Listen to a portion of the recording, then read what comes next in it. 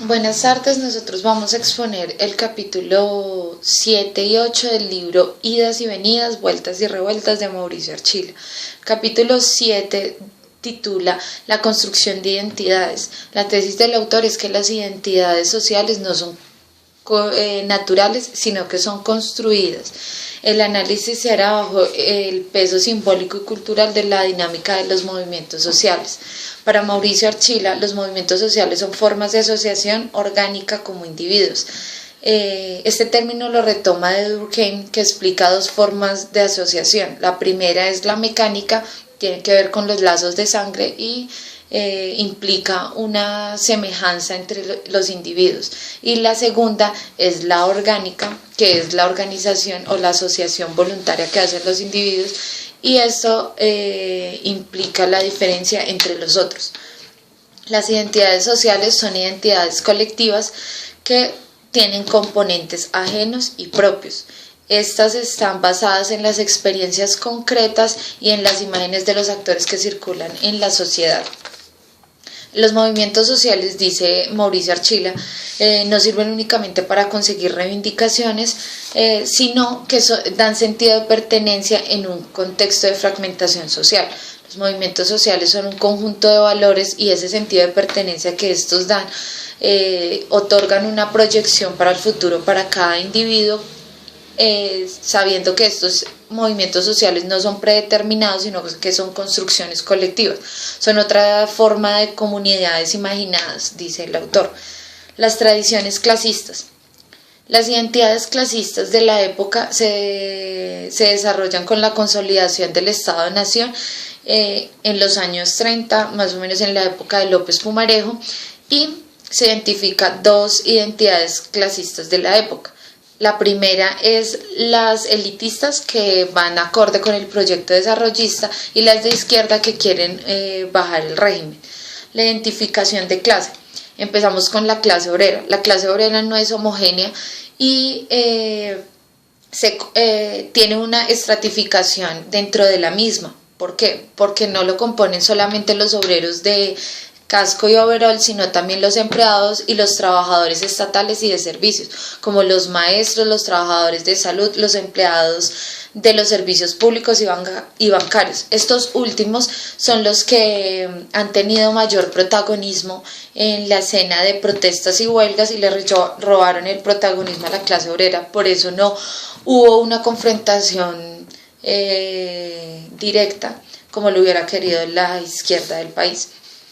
Estos cambios de identidades en la clase obrera, en cuanto a los estratos sociales dentro de esta clase y los nuevos procesos de producción que pedían mano de obra más calificada, por ende mayor nivel de escolaridad, hacen que el panorama vaya cambiando. Sin embargo, los dirigentes sindicales no vieron esto y no tomaron esto en cuenta, que es una de las críticas que hace el autor a estos dirigentes.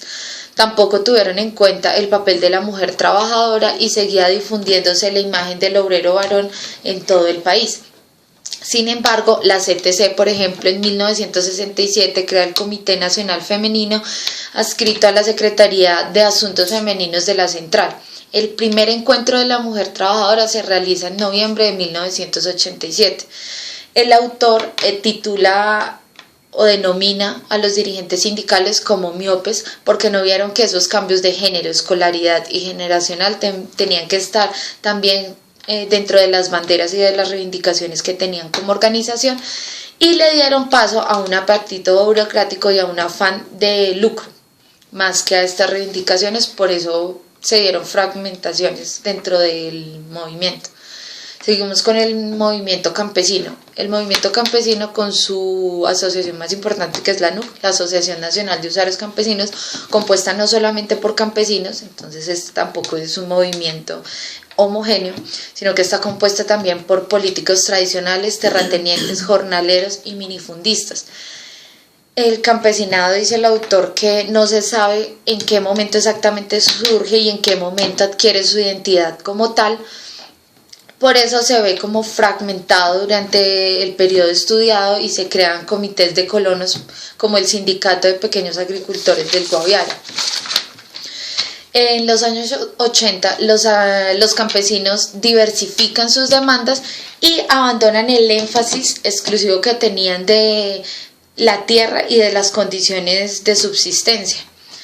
Ahora también tienen problemas de género al interior porque tampoco escuchan las reivindicaciones por parte de las mujeres y el campesinado se reivindica como un colectivo mestizo.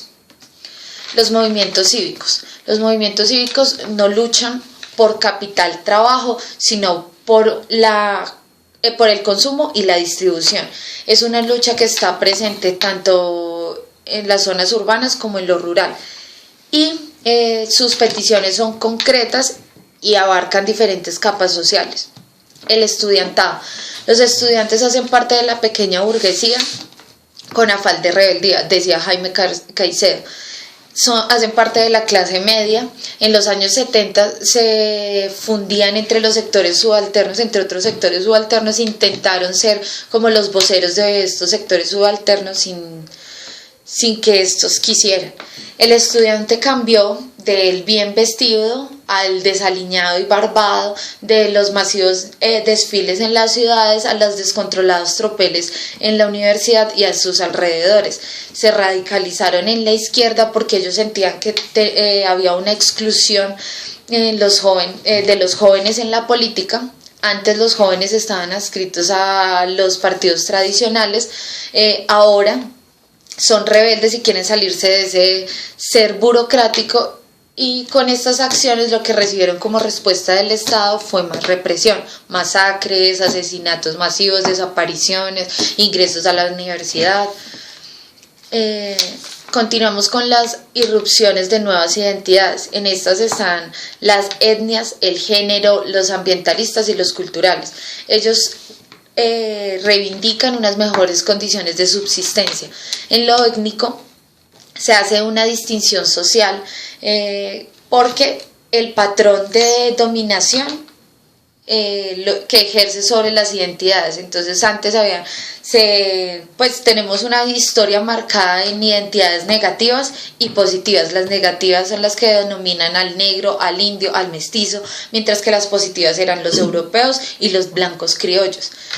Los indígenas hacen la diferenciación entre raza y etnia. Raza tiene que ver más con los rasgos físicos y fenotípicos, mientras que la etnia son especificaciones culturales. Por ello, los indígenas impulsan las reivindicaciones de identidades étnicas. Ellos dicen que quieren volver a sus tierras con sus formas de gobierno, sus cabildos y su cultura. Mientras que los afro, que antes eran negros, pasan a ser afroamericanos o afrodescendientes. Ellos no tienen una diferenciación tan marcada entre la etnia y la raza. Ellos reivindican el respeto a los derechos humanos y el rescate a la identidad étnica. Los movimientos de género. Hay una tensión entre sexo y género. Sexo va más ligado a la parte física, mientras que el género es una construcción de diferencias y por ende es un ejercicio desigual del poder. En 1932 se crea la ley 28 que habla de los derechos económicos de las mujeres y les da el derecho de administrar sus bienes sin la necesidad de tener un varón al lado.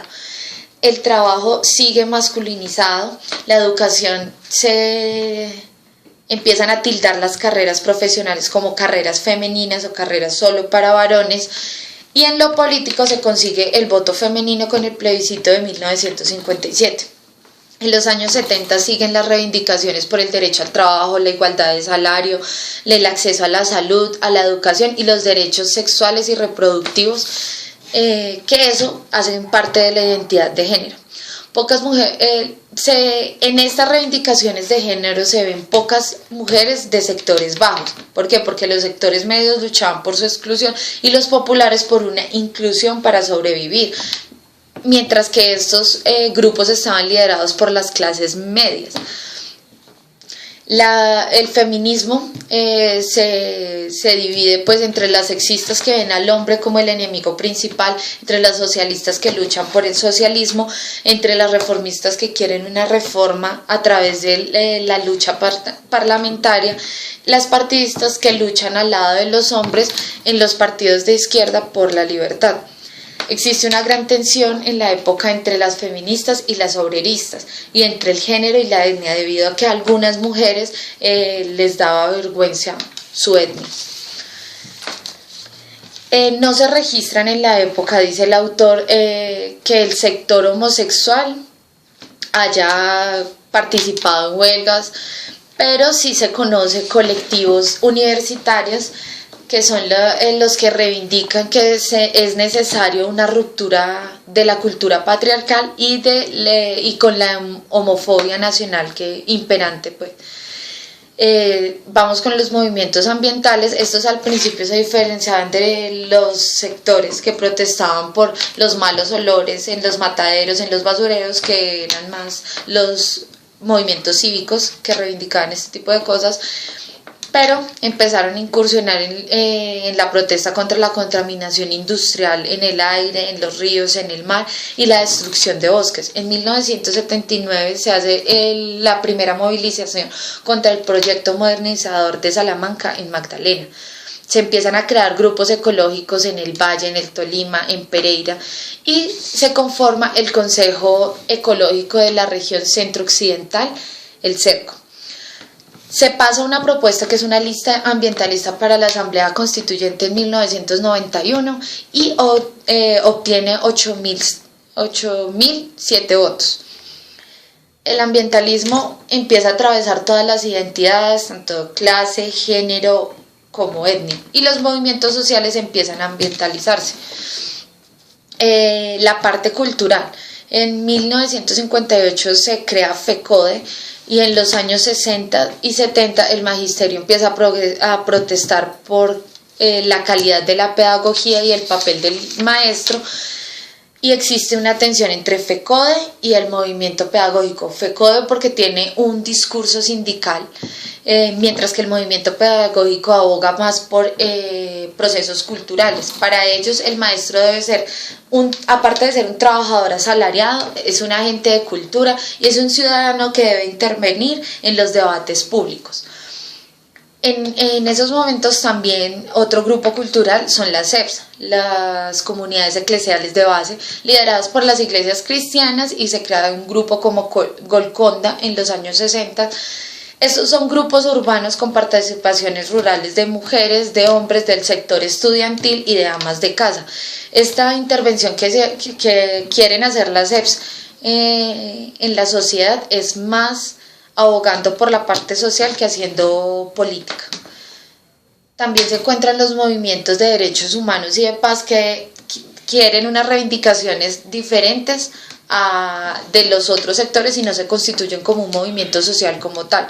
En los años 70 se crean unos comités de solidaridad con los presos políticos, un comité permanente de defensa de los derechos humanos.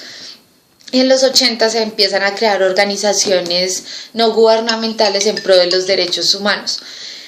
Existe una confrontación entre los derechos humanos y el Estado hasta 1979, porque por los activistas de izquierda y por las personalidades democráticas. También aumenta en el país las organizaciones internacionales en pro de los derechos humanos en los años 80, teniendo en cuenta el panorama que vivía el país, y en pro de la Asamblea Constituyente que se iba a realizar con Betancourt, en la que actúan diferentes actores sociales. Por último, el capítulo habla del papel de los sectores medios. Se habla que el autor aclara que no existe una clase media desde una visión marxista, y que por el contrario se denominará más bien una capa media, que a pesar de no ser una clase como tal, pero es importante en la economía. También utiliza la estructura de oportunidad social. No es una capa homogénea tampoco, y hace parte de diferentes movimientos en los que ordena y orienta la dinámica de estos, y ahí participa masivamente. Pueden tener una radicalización volátil porque pueden ser de izquierda o de derecha. Para terminar, el autor ratifica la tesis que se tenía al principio, que las identidades colectivas son construcciones sociales y que para desligar la gran brecha que existe entre la base y la superestructura se deben analizar en el periodo de 1959 y 1990 los lazos que existen entre lo material y lo cultural.